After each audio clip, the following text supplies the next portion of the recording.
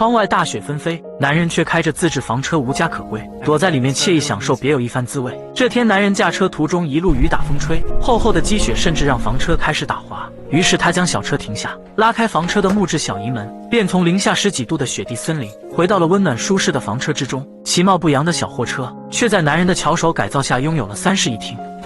他从车内的冰箱中取出一些食物，牛奶泡着麦片，先让行驶了一路疲惫的自己垫垫肌。虽然外面暴雪连连，但并不妨碍男人躲在车里悠哉惬意。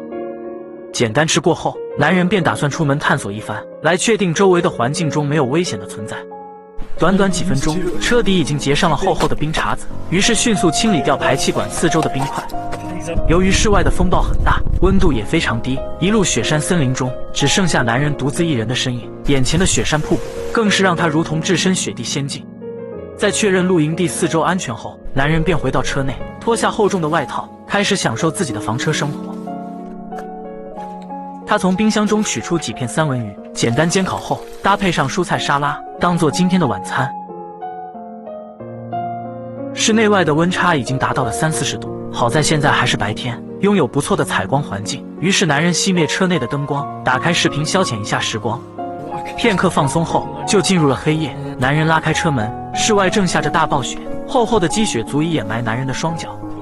他来到车头观察，为了安全，他必须简单清理，才能保证再次出发时车辆可以正常发动。回到房车内部后，男人将电动升降的床板放下，刚好放置在原本的沙发和桌面上。